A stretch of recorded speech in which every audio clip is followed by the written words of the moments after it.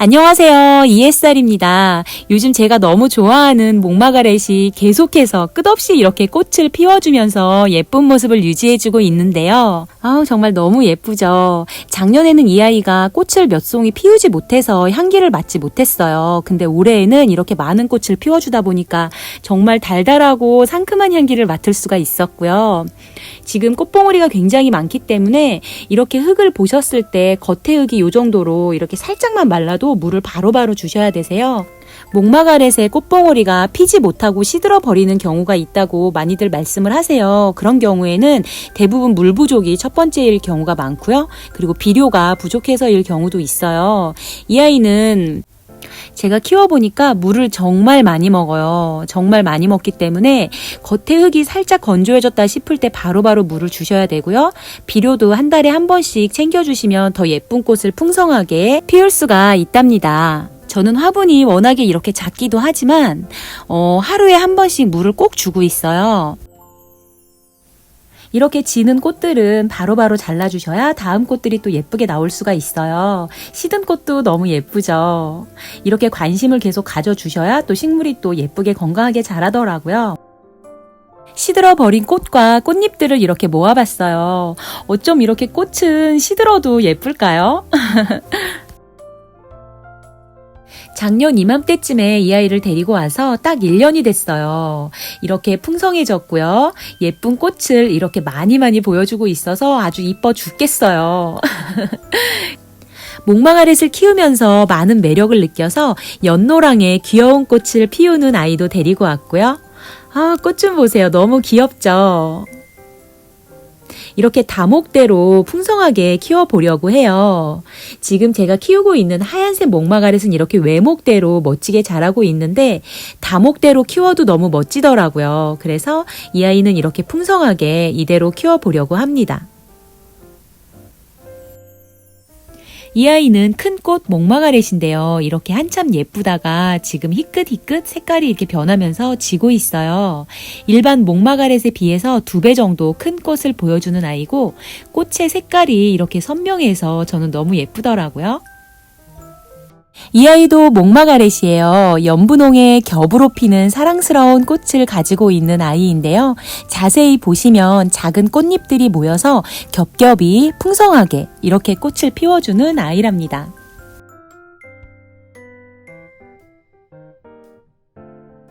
그리고 화원에서 화원 사장님께서 예쁘게 키우고 계시는 목마가렛들이 너무 멋있어서 사진에 담아 봤어요.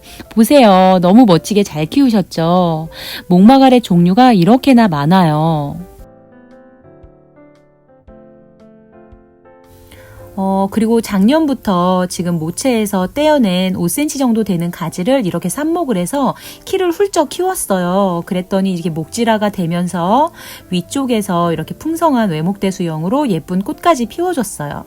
지금 오른쪽에 띄워드리는 이 지난 영상 보시면 도움이 많이 되실 거예요.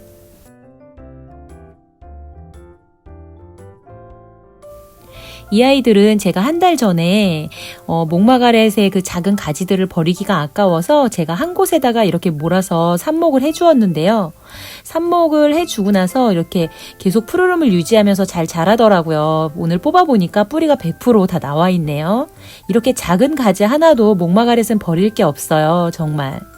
보시면 이렇게 작은데도 뿌리가 나오는 게 되게 신기하죠.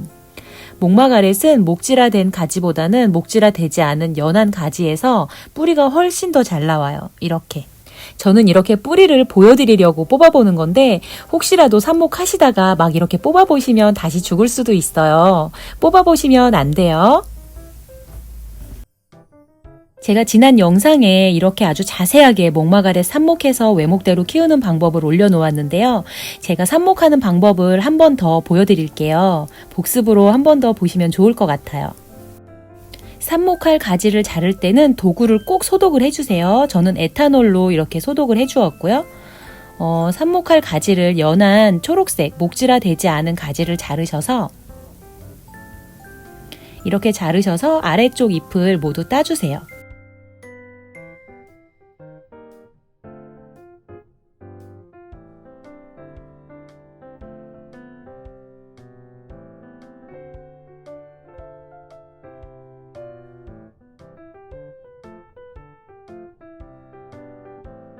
이렇게 아래쪽 잎을 깔끔하게 따낸 목마가렛 가지를 물속에 넣어서 하룻밤 동안 물올림을 해주세요. 정말 중요한 과정이에요. 이 과정이 없다면 흙에서 버티지 못할 수도 있고요. 이 과정으로 인해서 이제 물을 많이 먹음으로 인해서 흙 속에서 버틸 수 있는 힘이 생기더라고요. 하룻밤 동안 꼭 물올림을 해주세요. 다음 날 흙에다가 삽목해 줄 거예요. 이렇게 삽목을 해주실 때는 작은 용기에 적은 흙으로 하시는 게 훨씬 더 많은 성공률을 가져올 수가 있고요. 그리고 흙은 일반 분갈이용 상토에다가 마사흙을 30% 정도 섞어서 사용해 주시면 되세요. 그리고 이렇게 꼽아 주시고요. 처음에 삽목을 해주시고 난 다음 물을 흠뻑 주세요. 아래쪽으로 물이 빠지도록이요.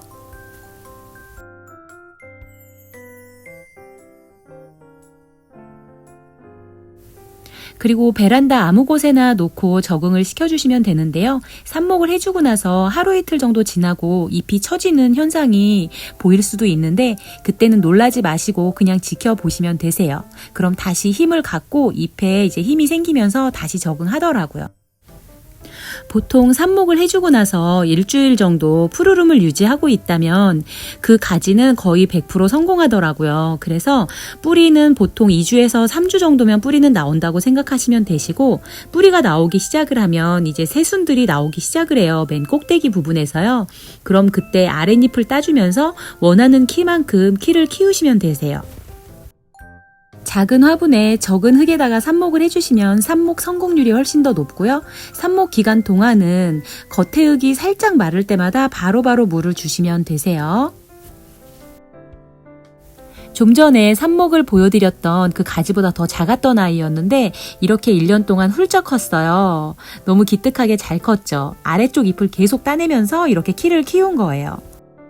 오늘 준비한 영상은 여기까지이고요. 다음 영상으로 또 찾아뵐게요. 감사합니다.